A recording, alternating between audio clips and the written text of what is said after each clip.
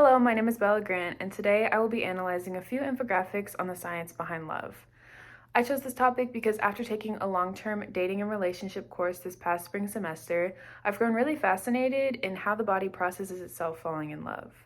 Not only is this just a cutesy topic, but understanding the function of this process is actually extremely important to building and sustaining successful relationships as well as friendships.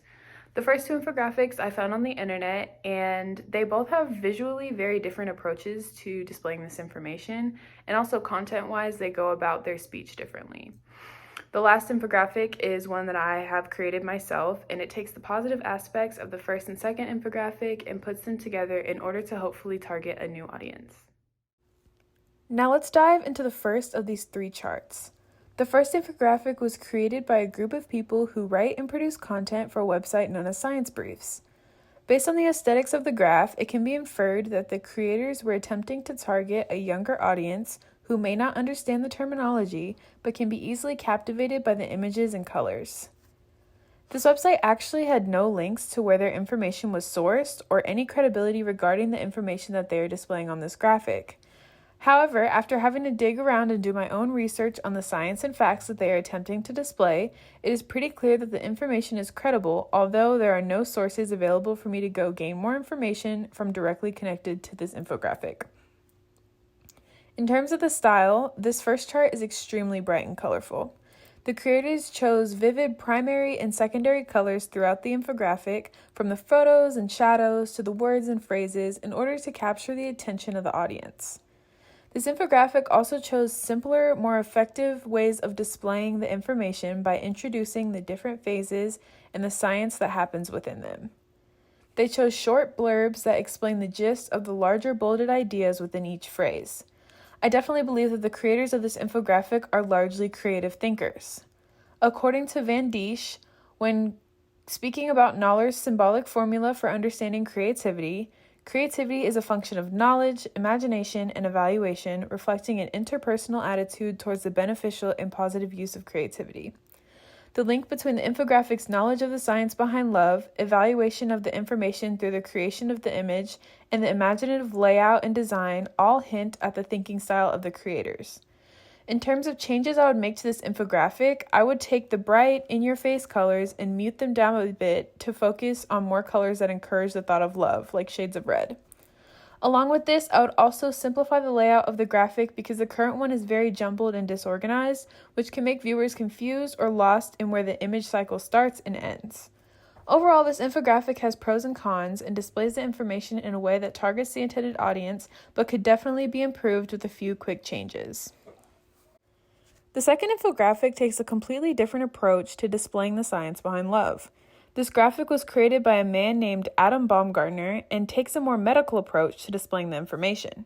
This leads me to believe that their target audience could be a group of students who study psychology or a similar field. The credibility of the infographic is very clear. Full sources are neatly displayed in the bottom left corner of the infographic and are reputable websites or writers. By providing the place where the information was found, Baumgartner is building credibility for himself as the creator of this piece. When it comes to the style of this infographic, it is very information heavy and less visually appealing. The creator chose muted tones, one font, and a few visuals in order to convey his information, but this isn't necessarily the most effective way to execute the display of a large amount of content. The design is very clean and organized, which adds a level of sophistication to it. However, this sophistication can become too much when directly paired with an overload of complicated information and terminology that many may not understand. Based solely on the visual aspects and layout of this infographic, it can be inferred that Baumgartner is mainly a critical thinker. According to criticalthinking.org, critical thinking is that mode of thinking about any subject, content, or problem in which the thinker improves on the quality of his or her thinking by skillfully analyzing, assessing, and reconstructing it. Baumgartner clearly displayed this process simply by taking all the information he read across the multiple sources and placing it into a way that analyzes it and improves upon it.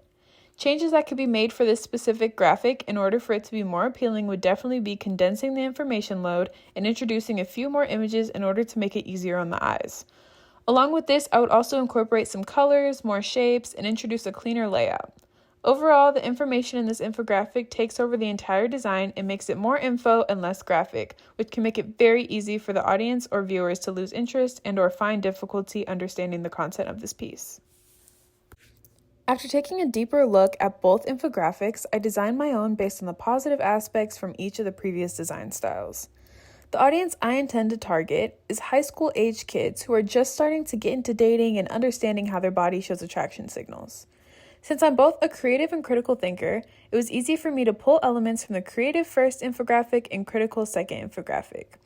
I took the design choices like color and shape from the first infographic in order to make use of Bethany Cartwright's ideas of the psychology of color as well as the psychology of shapes. Cartwright states that humans associate different shapes with certain emotions and then furthers this by connecting the emotion of love to circles and hearts.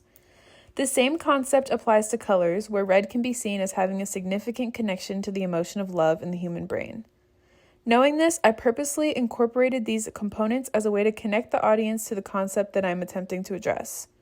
From the second infographic, I used my critical thinking skills to take the significant amount of important information provided and analyze it, then simplify it in order to meet the needs of the community who will be viewing the graphic. Overall, with just a few small tweaks from each of the infographics, I was able to successfully create my own infographic that has positive elements, a sleek and appropriate design, and just enough information as to not overwhelm the audience, but instead inform them on how important the science of love actually is. In conclusion, the first graphic was visually more appealing and the information was much more direct and easily understood. However, a few of the design elements made the content difficult to order and a bit juvenile. The second infographic had way too much information and the design lacked visual appeal, making it much harder to be interested in. With this in mind, I took the faults of both of these infographics and eliminated them in order to create an infographic on the science of love that has all the same information and is executed in a way that is beneficial for anyone who reads.